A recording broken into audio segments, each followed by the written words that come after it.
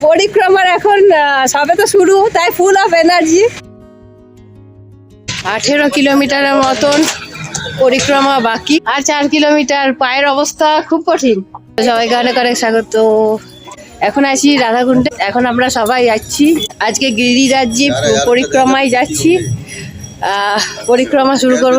2300 মিটারের লম্বা পরিক্রমা হবে। এখন বাজে সকাল 9:30। এখন রাধারানীর কৃপায় জানি না কতটা কি করতে পারবো, সাহস করে তার কৃপায় যাওয়ার সুযোগ হয়েছে। এখন বাকিটা তিনি সামলাবেন। তো শুরু করছি সকাল 9:30 থেকে। কখন পরিক্রমা শেষ হয় দেখা যাবে। আর এই হচ্ছে আমাদের টিম পুরো। তো চলো, রাধারানী কি জয়। এই যে পরিক্রমার এটা হচ্ছে রাস্তা। এই যে পরিক্রমার রাস্তাটা খুব সুন্দর, পরিষ্কার পরিচ্ছন্ন, গোছানো।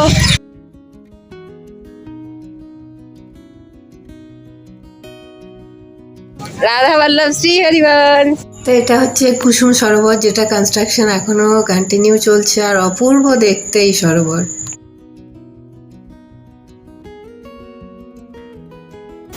আমি বলছি কৃষ্ণ আপন বিহারী জি, ওনার হাতে চিরুনি আছে, হাতে আয়না আছে। আয়না আছে।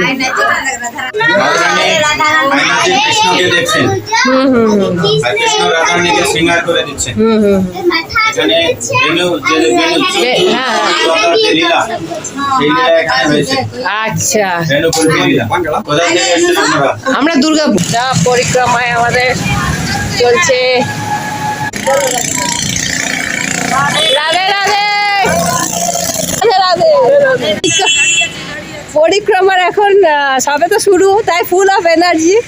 বাকি রাধারানীর এনার্জিতেই তো হাঁটছি সবাই। আমরা তার কৃপাতেই এসছি এখন, সেই হিসাবেই চলতে থাকি।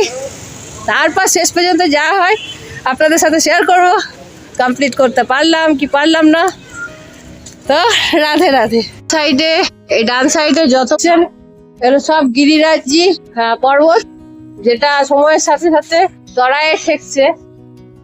তো পর্বত সেই আগের মতো পর্বতের স্থিতি নেই। এই ডান দিকে যতগুলো দেখছেন, এই এরিয়াটা পুরোটা গিরিরাজ্যি। তো এই গিরিরাজ্যিকে পরিক্রমার উদ্দেশ্যেই রওনা দিয়েছি। তো বলেছিলেন না, কলিযুগ যত পিক টাইমে যাবে তত গিরিরাজ্যি তলানিতে ঠেকবে। এই যে গিরিরাজ্যি পর্বতের এতটা উচ্চতা এখন এসে দাঁড়িয়েছে, বোঝা যাচ্ছে? এই হচ্ছে পর্বত। এককালে এই পর্বত কি বিশাল আকার ছিল। গিরিরাজ্যি পর্বত কলিযুগ প্রবল হওয়ার সাথে সাথে তত বেশি মিশে যাচ্ছে। একটা সময় আসবে যখন এটা একদমই বসে যাবে, তখন যেন কলিযুগের সমাপ্তি। তো এই হলো গিরিরাজ্যির গল্প। আজকের বেশি ব্লগ করছি না, ঠিক আছে? যখন যেমন সুযোগ পাবো তুলে দেখাবো। এই গিরিরাজ্যি পরিক্রমার মধ্যে, পথের মধ্যে পড়ে চগলেশ্বর মহাদেব। তো মহাদেবের দর্শন করতে যাচ্ছি, কারণ এগুলো পরিক্রমার পর্যায়ে। এগুলো দর্শন না করলে পরিক্রমা আধুরা থেকে যায় বলে। তো গিরিরাজ্যি পরিক্রমার ক্ষেত্রে এরকম ছোট বড় অনেক মন্দির আসবে, সেগুলো আমাদেরকে দর্শন করতেই হবে, নইলে পরিক্রমা সম্পূর্ণ হয় না। তো এখানে চগলেশ্বর মহাদেবকে প্রণাম করলাম। সব জায়গায় ক্যামেরা অ্যালাউড নয়, আর আমার মনে হয় সব জায়গায় ক্যামেরাটা মুখের মধ্যে ঢোকানো ঠিক না। এটা মানুষও পছন্দ করে না, ভগবান তো স্বাভাবিক। তো সে যদিও মানুষের কমপ্লেন আছে, ভগবানের কমপ্লেন কম আছে। তো ওখানে 5টা শিবলিঙ্গ আছে, সেখানেই জল ঢালার ব্যাপার আছে, পুজো দেওয়ার ব্যাপার আছে।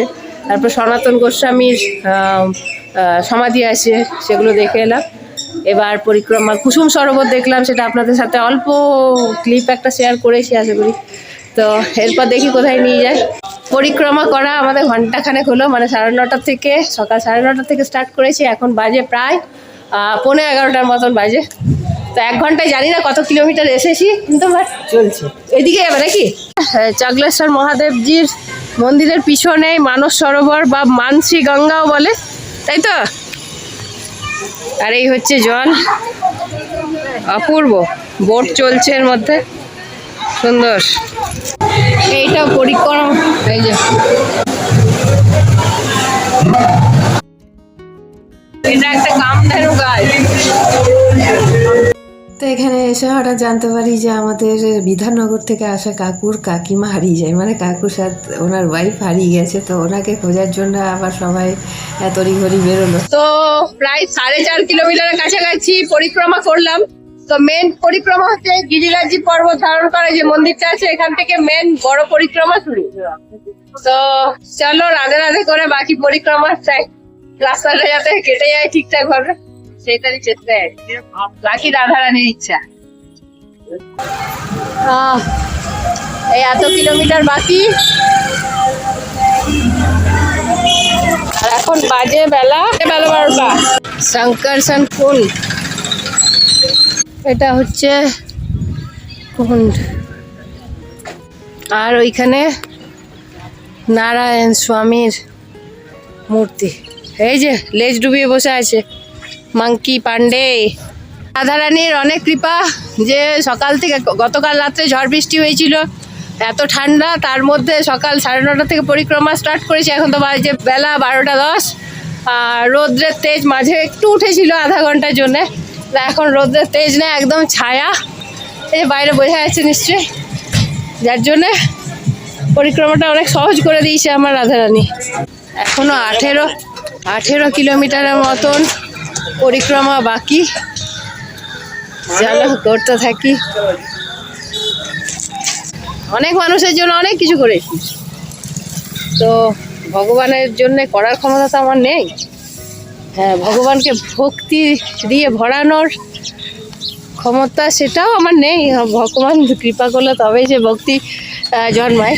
তো তবু চেষ্টা করছি যা ভগবানের জন্য করার। জয় জয় শ্রী রাধে।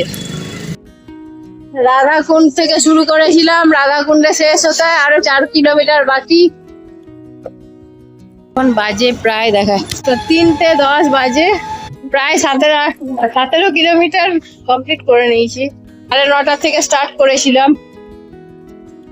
তো আমাদের দলের সবাই ছুট, মানে এই পরিক্রমা মার্গ আছে, সেই মার্গ অনুযায়ী আমি যাচ্ছি। আর 4 কিলোমিটার, পায়ের অবস্থা খুব কঠিন। আর আজকে রোদও দিয়েছিল বেশ তেরে, আর এখানকার বালি হচ্ছে পলিমাটির মতন, পায়ের তলাটা একদম জ্বালিয়ে দিল।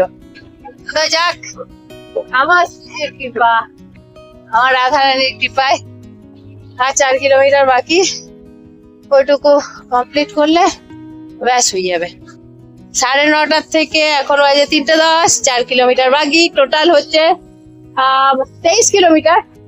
1 কিলোমিটার ধরে না, কারণ 1 কিলোমিটার হচ্ছে রাজস্থানের এরিয়া থাকে, সেটা ইউপিতে ধরা হয় না, তাই 22 কিলোমিটারটাকে 21 কিলোমিটার বলা। ধুলো ঝড়। তো বিকেল 4:30 সময় আমার পুরো মানে পরিক্রমা কমপ্লিট হয়। রাধাকুণ্ডে পৌঁছে বিকেল 4:30। তারপর এখান থেকে আশ্রমে গিয়ে খাওয়া দাওয়া করে একটু রেস্ট করে তারপর রাধাকুণ্ডে আবার আসি সন্ধ্যা আরতি দেখার জন্য। তো তখন আর ব্লগ করার মতন শারীরিক সেই ক্ষমতা ছিল না, আর পায়ের অবস্থা খুবই কঠিন। তো যাই হোক, আজকের ব্লগ আর বেশি বড় করলাম না। ভালো লাগলে অবশ্যই লাইক, শেয়ার আর সাবস্ক্রাইব করতে ভুলবেন না।